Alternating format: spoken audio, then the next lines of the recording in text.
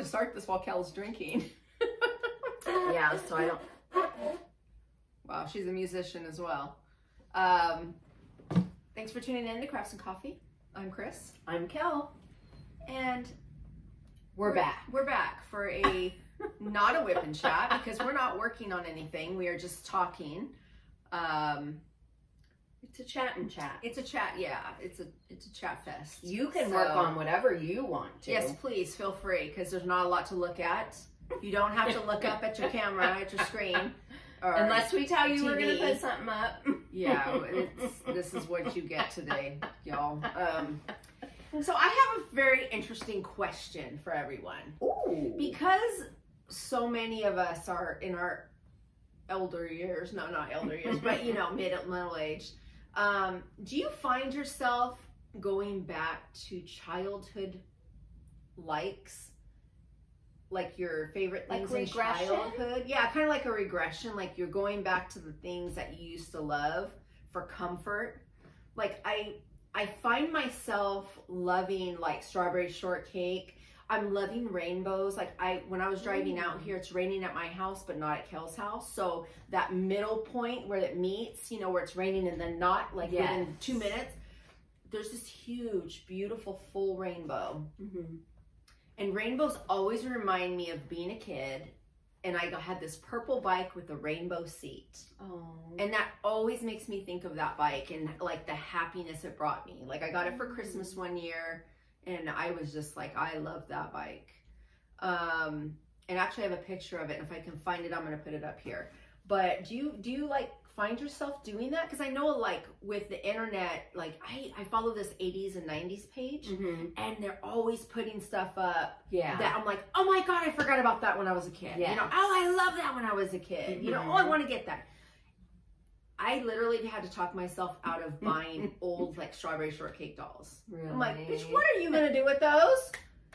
Your grandkids are gonna get a hold of them. No, they're not. Not for the price I'd have to pay for them. Right? But is anybody else like that? I'm sure. I mean, there's things that I will always like Rainbow Bride, and you know, I think it's just more accessible now to us because we can look back. But I mean, I do it more for like the memories. It like takes me back there in a way that like only pictures or seeing things can. Yeah. I mean, some music does too, but music does for me a lot. Yeah, seeing old toys or, you know, Light Bright or, you know, like Simon Says. I mean, yeah. Yeah, I don't know. I just find myself always wanting to like buy things that are like with older characters, or I don't know. That's cool. I was just wondering. Because it makes sense, because that was such a joyous time of your life. You want to feel that again. You want to feel that happiness. So that's cool. Because when you're a kid, like the toys you have and the things you have, you're like, they really do bring you joy and comfort. And then when we get older, I just don't feel like we have that anymore. Because everything's so temporary. Yeah, maybe we just realize, you know, but I mean, what kind of person, like material thing brings you that much joy? Like, I don't think I have anything that brings me joy like that. I mean, diamond painting really does. Well, that's nice for you. That's not for me. I mean, it brings me joy in the sense that it does. I mean, and listening to music does. Or can, depending on the music, but... No, I hear you. Yeah. That's cool. Have you watched The Color Purple? No. The new one? So good. Really? So good. Okay. I was like, I love The Color Purple. Like, the book, the movie, the original, like, is my favorite. And so, and I've seen the play. Oh, yeah, cool. like, I really like it. So I was like, I don't know if I'll like this, whatever. So good. Wow. So good. Okay. Yeah, so you gotta check that out. I watched Oppenheimer. That was really good. Oh, Alana and her boyfriend went to see it. Which is like, they're pretty young to go see it, but they were like, it was an amazing movie. Yeah, it was. I've just been watching a lot of movies and stuff. But that's out now, right? Yeah, they're on, like, I think The Color Purple's on Max. Oppenheimer, I think, is like on Peacock, and then Wonka comes out next week. Ooh. Yeah, I'm like, what? Here for Oh, I watched movies. Priscilla. Okay. And I have to say I didn't care for it. I've been hearing that. Yeah, I really didn't care for it. It wasn't anything that I thought was that great. And it made me, Elvis was a creep. Like, a real creep. That's what it did. It gave me creepy vibes, and I didn't like it. Yeah. And then what was the other thing? Oh, American Fiction. I'm waiting for that to come out. Which one is that? Issa Rae's in it, and it's about this writer Jeffrey something. Yes. Remember? I know what it is. Yeah. I really want to see that one. Okay. Because they were up for a SAG award. Probably, yeah. But you didn't watch the awards? No, I don't it's watch on award Netflix. shows. Yeah, I don't watch award shows. Oh, okay. Yeah, I was you know gonna who watch won? it. Yeah. Mm-hmm. Okay, The Bear did really good. Oh, I love The Bear. Told me to watch. Did you watch it? I haven't watched it. The Bear is really, really good. Because I love him from yeah, Shameless. Shameless. Mm-hmm. Yeah, Jeremy. Yeah. Yeah. Yeah. Oh my God, have you watched Feud on Hulu?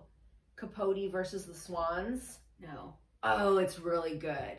It's really good about Truman Capote and the women that he used to hang out with, all the socialites in New York. I don't know about it. Oh, he's a mobster, right? No, he's a writer. He wrote Breakfast at Tiffany's, the movie. Like I don't know book. Anything about it. Oh, so he was a homosexual, like, writer back in the 60s, 70s. And he was in with all these socialites, like would go lunch with them all the time and all this and that. And he ended up writing this article, which was, well, he was writing a book, and they took a part of the book and put it in Essence magazine or something. I think it was Essence. Or anyway, it doesn't matter. And all the friends, like, he took the stories that his friends, socialite women, who were married to powerful men, they confided in him, and he went and wrote about it in this book, and then had it published in a magazine. And all his friends were like, what the hell? Because even though he changed some of the names, some he didn't, but like within their circles, they knew who was what was happening. And mostly it was like people cheating on each other, I mean, nothing so crazy, but at the time that was crazy, right? So it's really good. And then I watched this documentary about the swans, and he broke down like all the swans, who they were. And one of them was Jackie Kennedy's sister, Lee. And she's portrayed in the show as well. Wow. But it's really a good show. Like, the guy that plays Truman Capote, like, really did a great job. And then the first season was about Joan Crawford and Betty Davis. And when they filmed a movie together, like, their rivalry. And so that's why it's called Feud, because it's about like the rivalries between certain people. So every season's different, but check it out. I really like it. Okay. Yeah, it's very good. Wow. Yeah, I don't know that much about those older. I've really gotten into the older stuff. Like, I've always kind of had a thing about Truman Capote. Like, I've watched documentaries on him and different things, because he was a character, he was just a character. He was very flamboyant. And especially at the time, you have to think, like, homosexuality was not accepted the way, it is now. And, but yeah, it's very good. Wow. Okay. Very neat. So that's what I did all last weekend, because my ankles were hurting so bad I couldn't walk. But yeah, those are my latest recommendations. I recommended The Shack to you. I have not looked into that yet. Okay. Yeah. Sounds like a horror movie, but it's not. Yeah. It came up on Jenny's live, actually, her crime cafe live. And it's like a spiritual movie. Oh, okay. Something tragic happens to a man, and he kind of like reevaluates his religious beliefs, I guess you could call it. But the way that the movie was done was so beautiful, and I like cried a couple times, and it was really really good. It's like 2 hours and 15 minutes, but well worth it, and it needs to be that long to really grasp everything. But I mean, it could have been longer to me, but I really, really, really, really liked it. Okay. Yeah. And I'll watch that tomorrow morning. Yeah. It's kind of, you know, it kind of gets you in your feels, but in a good way. Yeah. Like it leaves you like it left me feeling better than when I started Oh, it. I love those kind of movies. Yeah. I do. Kind of giving perspective and everything. So, yeah. That's cool. Yeah. And of course, I'm watching Love is Blind. Another season came out. Though one of the women in that show has real severe, I want to say, self-esteem issues. And it's self-evident in how she treats her prospective husband. And it's hard to watch sometimes, because I mean, I've had self-esteem issues and I still do, but it's more internal for me. What does she lash out, or what does she do? She like tries to make him feel bad for doing like regular things, or like she's like, you didn't even kiss me today. Oh, you didn't even come and say hi. And he was like, is this like they're hooking up, they're matching people, or what is this? Well, Love is Blind is they're dating people behind a wall. Like 20 people are dating all the same 20 other people, but they're behind a wall. So you get to know them from the inside. Okay. Yeah. And then as the time narrows down, like, you have to propose to someone if you're going to move forward in the show. And then you meet them face to face and see what they look like. And then you go together like for a vacation for a week, and are like living together or getting to know each other. And then after that week vacation, now you're moved in together. And now you have like 3 weeks until you get married or something like that. No. Right. And so they had went through the vacation time, which is great, right? But now it's getting home time, and now you're working and like finding your natural rhythm of life. And so he works from home, but he would wake up and then he went to work in his office in the house. And then she had girlfriends coming over that evening. So he's coming down from work and saying hi and meeting her friends. And then like at the end of the night, she's like, you didn't even kiss me today. You didn't do this. You didn't do that. And he's like, well, I woke up and went straight to work, you know? And it's like, to me, she's accusing him of doing things he's not doing without even saying what, like, here's what I like in a partner. This is like, I like physical. And so, and then she's like, so he had another connection in the pods, they call it. He had another connection with another woman, and he decided not to choose her. He went with this one, right? Sounds like a good move.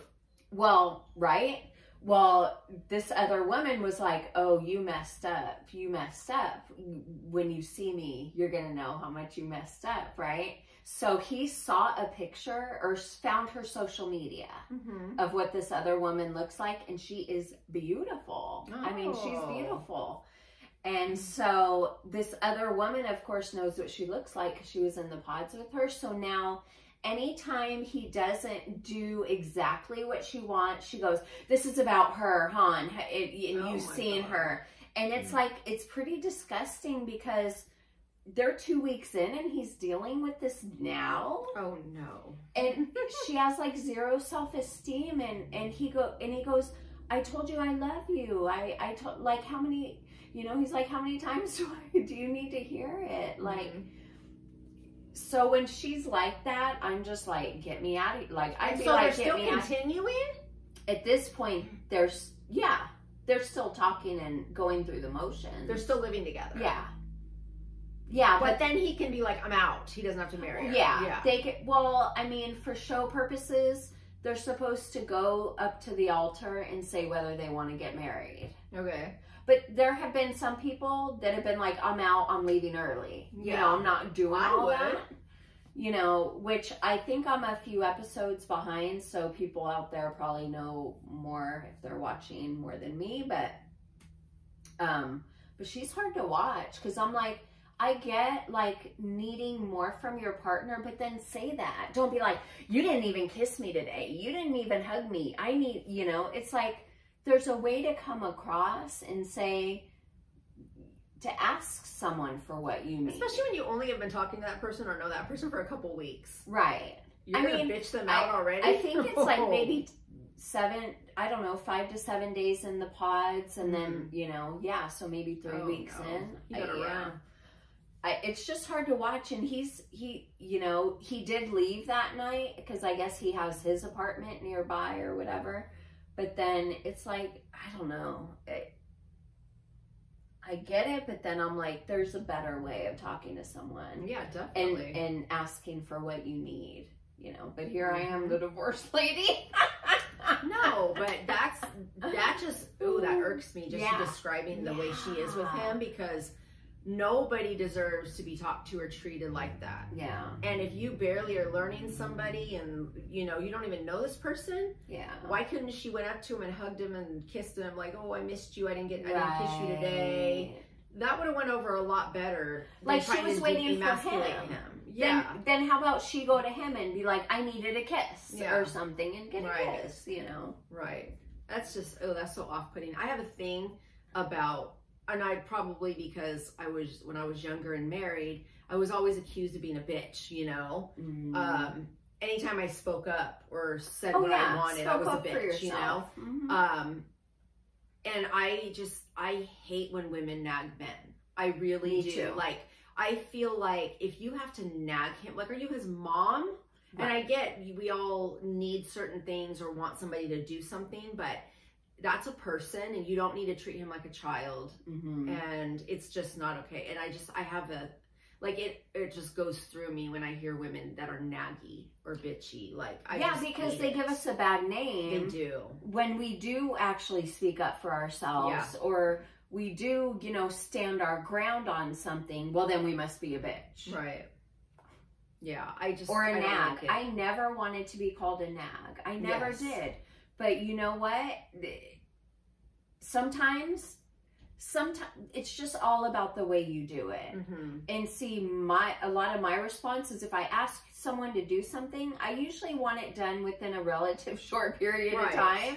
Like, can you take out the trash while I'm sweeping? Or, you know, and if it's not done, I just do it myself. Yeah. And then he'll be like, why did you do it? I told you I would do it. You didn't do it. Right. So I did it. You know, like, you're just showing how self-sufficient I can be actually by your lack of helping. Yeah. You know. And the way I'm very bad about asking for help, so I do things myself.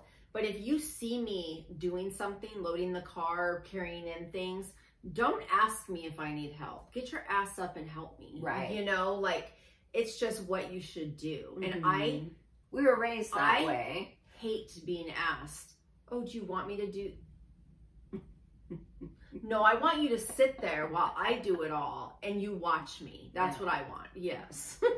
Right. Like, read the room. Read the room. Here we are back to read the room again. Yeah, I just can't. You know? I can't. If you have to ask me, I'm pissed, you know? Just leave me alone. I'll do it. Yeah.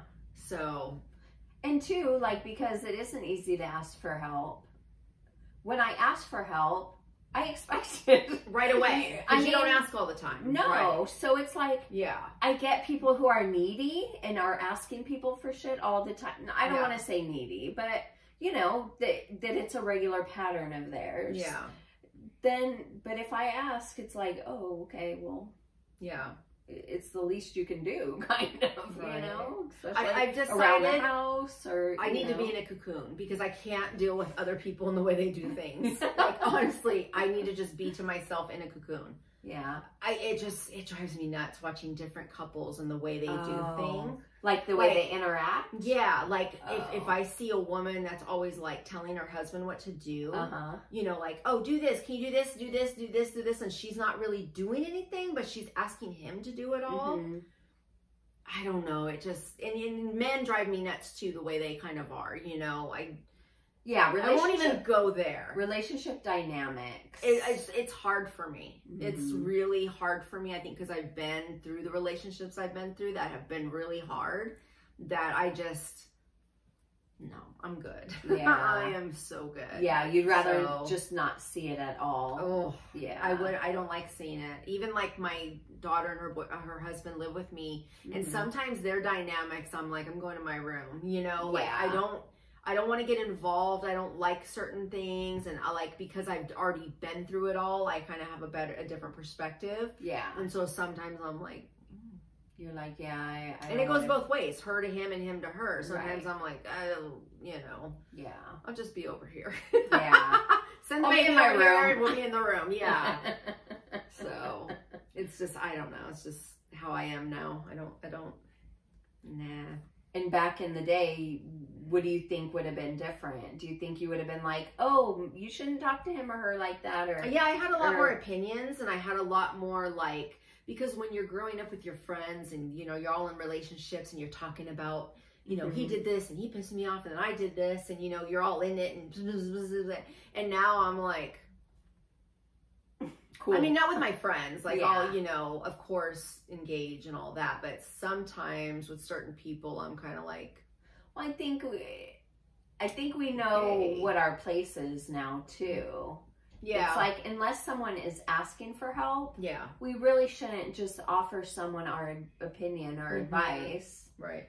Just because we feel like we know better. I mean, and we might because of our experience, but like, you have to go through what you go through. And there's a way to give advice, right? Like, if somebody's talking about something, for me, it's like, I listen to them. I listen to everything. And then I'll be like, well, you know, you could do this, or, you know, what about this, or, you know, but I know this one person, and it's like, somebody will be talking about it, and then she'll be like, oh, well, me, you know, when that happened to me, or my friend, and, you know, BFE, you know, and I'm just like, you're not listening. Like, you're not listening. You're not being a friend. You're not giving the correct advice. You're making it about you. Yes. And it's so hard for me. It is really hard for me to watch that. And I watch it all the time. And I'm always like. And that's actually what you're not supposed to do when you're listening to someone talk about their problems. Is, I know it's a natural, if you're going through something and I say, oh, I went through that too, this is what happened. We think we're trying to make the other person feel better because they won't feel alone. Yeah, or connect like on the same level. But actually, we're impeding into their space and making it about us, when we could just be saying, oh, you know, that must be really hard for you. Right. Absolutely. You know, or, you know, or I agree with you, or I think you handled it right. Right. You know, something to that effect. Right. Yeah. And like illness, for example, like someone says, oh, I have this illness. Oh, I have that too. And then this person you just changed that conversation and you shut them down. Yeah, you took that away from them in a way, and kind of made it not important what they were about to say, or you shut them down, because I have that happen to me, and I just think to myself, I'll shut the fuck up and sit here. Right. I won't talk. Since they already know everything, and I swear to God, literally, that she's done that to me, and then I just sit there and I look at her like this, and then when she's done talking, I just look at her, and then then it's over, and then it's like there's this awkward silence, and she never turns it back to you, like to try to get you to keep talking. Sometimes she'll be like, oh, well, that's terrible, you know, or something to that effect. But you're like, yeah, it was. But and the funny thing is that this person is a really sweet, great person. You know, I think that's just how she thinks she connects with people, is by having something in common, you know, or having an opinion and having something to contribute. But you don't always need to contribute. Right. You can just be quiet and listen. I've learned that. I've learned that because, like, say someone is crying and it could be uncomfortable and you feel like you need to say the right thing. Yeah. But I've learned that just sitting there with them and letting them, because, you know, you don't want to say, don't cry. Yeah. It's not that bad. Look on the bright side. You know, all these things that people say when actually, like, sit with them in that pain, in that uncomfortable place. It's okay to be quiet and not know what to say. But I think being quiet might be the best thing because it doesn't impede in their process. If you say anything, it could kind of like snap them back to, I don't want to say reality, but kind of take them out of that place of where they are. Right. I don't know. Yeah. Yeah, we just went on a tangent. Yeah, well, be good friends, people. Be good friends to your friends. Be good listeners. Be good listeners. Be supportive. Read the room. Yeah. And this is our after school special. That's right? Things you need to know. The more you know. The more you know. Yeah. With the star and the rainbow. Remember that? And the after school specials used to come home and they had like that 30-minute after school special every day. I still remember one vividly. Really? Yes. About this young man who touched a little girl and she had her little dolls in her dollhouse. And oh my God. she showed like where it came out. That's but crazy. I remember that one. Wow. Yeah. You know what I was thinking about the other day? Like, I've been in therapy my whole life. And when I say whole life, I mean from the time I was like 7 or 8. Like lived, you know that, right? Do you realize I didn't that? know you went to therapy back then. Oh yeah. Mom used to take me to therapy all the time because I was angry and I had a lot of health problems and I had depression. I mean, as a 7-year-old, 8-year-old, 9-year-old, you know, kid, I'm depressed. And, I've been depressed my whole life and I've been in therapy this whole time. And what's so crazy is my therapist when I was little was an older man. And do you remember Dr. Letsky? Yes. He was our family doctor. Yeah. He kind of looked like Santa. Yeah. And we loved him. He was great, like great doctor. But my therapist kind of reminded me of that too. Like, you know, like a white beard and this. And I'm just like thinking now, I'm like, I never opened up to that guy. I never really told him what happened to me. I never told him how I felt. I wish somebody would have said, you know, maybe a different therapist that she could relate to, maybe a young woman or, you know what I mean? Like, because I just feel like it was such wasted time. Like, what was accomplished besides you having to spend $100 every time we went to the therapist, you know? Right. I don't know why I got to thinking about that the other day. And I was just like, maybe it was something one of the adults should have thought about. Well, yes, clearly. Whether that wasn't me in my... It wasn't your place. No. Maybe the doctor or mom should have been like, yeah, we're not really getting anywhere, you know. Well, when I want to say 12 or 13, I did go see a psychologist, I think twice. And I don't know if it was someone you had been going to or just someone mom found, but I went twice because of that ulcer I had. Oh, yeah, yeah. And I think it was really beneficial. I mean, that's what wanted me to be a psychologist, I think. He gave me some tools mentally that I think were helpful to me at times. Okay. But because you had like anxiety type thing and I had depression. Yeah. That's great as children. I know. And I don't know. Our home life wasn't bad. That's the thing is like our parents were good people. I think we weren't supported. Yes, but they were like they didn't fight.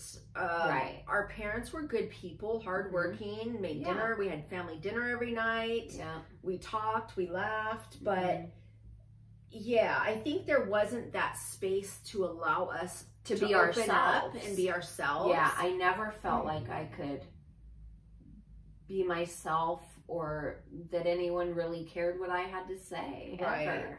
Right. Like we grew up in the generation where you should be seen and not heard. Yeah. And a lot of the attention we got was negative attention. Like meaning if we messed up or we were being bad or some way that we were punished. But if we were being good, we didn't. I don't feel we like were just all chilling, watching TV ignored. Yeah, you know, it was like they came home from work, they were tired, they had to make dinner, and we all understand that as parents. Like a lot of times, that's what I was saying about being a grandparent is like it's wonderful you could do it over, you can enjoy all those moments, and you don't have that pressure of raising the kids, so it's different. Right. Because as a parent, I'm not saying I was any better, you know, like coming home from work, I gotta make dinner, I gotta watch the kids, I gotta make sure their homework's done. And you were working nights. It's a job. Yeah. It's a job, you know, so, but anyway, with that being said, I don't want it to seem like our parents were not good parents. They were. It was a different time, I think. And I saw an interesting meme or saying the other day, it says, we never think that as kids, we were watching our parents grow up too. Yes, so true. They didn't know what they were doing, just like we didn't know what we were doing. No, absolutely. And I believe everyone messes up their kid. For sure, I agree. In what way? Yeah, absolutely. And you think you're doing, I'm going to focus on this. Like I want to, but then you're going to lack somewhere. And I said this to one of my kids the other day, and she was like, I don't accept that. No, that's not true. And I'm like, okay, just watch. Because very few parents intentionally try to harm their children or want to mess them up or fail them. And it's just, but you're trying to live your life and grow up and do your, you know, try to figure out who you are while raising this tiny human. And they're watching everything you're doing. Right. So, and then it's really hindsight where we can pick apart our parents as parents, you know, but I think most people are like that. Like, I want to do this different than my parents did, right?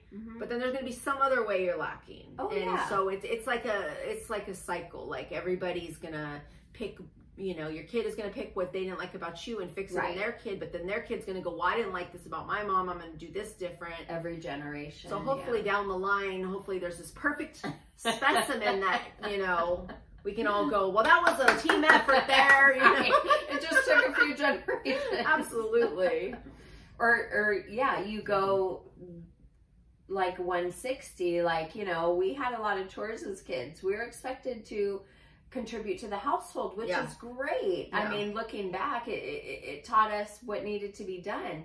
But then when my kids were growing up, I'm like, I want them to stay kids for as long as possible. So I didn't have them do a lot of chores. Yeah, so in hindsight, I should have given them more responsibility because now I don't get a lot of help. Yeah.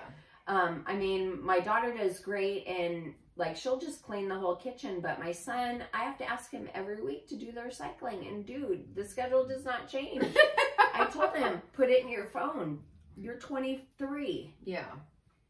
It should be like clockwork. You know that day you need to do it. And I'm still asking him. Right. So I feel like, yes, I should have done better in regimenting, you know, something like that. But hindsight, right? I mean, it could have been worse. But, well, I raised my kids with a lot of chores. Yeah. I had them do a lot of stuff. Yeah. And I still had to nag their ass as teenagers, you know? So. Yeah, but he's not a teenager anymore. No. I know. But well, my kids don't live with me anymore, you know, other than the one. Yeah. But when they live with me, it wasn't like they were helpful. Hey mom, let me dust and clean and vacuum for you. Very rarely. That's true. So, but at their own homes, I can see where that worked, you know? Yeah. You know, that they know how to do everything. Right. So. That's true. Anyway. Yeah. Hindsight's 2020, people. Yep. Monday morning quarterback. Yep. Anyway. Anywho. Tell us one of your dad jokes. Ooh. Just kidding. I don't know if I have many more in here. Let's see. You would think I would have marked the page. Right? After not being able to find it the last time. Here we go. How do you get 100 math teachers into a room when only 99 fit? You add one. You subtract one. I don't know. A for effort. You carry the one. You carry the one. I was trying to get to the one. Like I knew that was there for was something Karen. about the one. Oh, that was for Karen. I wish I knew math, Karen. Don't hate me. I'm horrible. She's like, don't worry, I got this.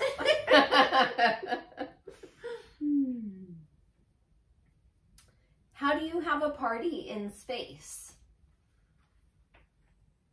don't know. You plan it. I love it! I like that one. I like that You one. do? I do. Okay, I do. Cool.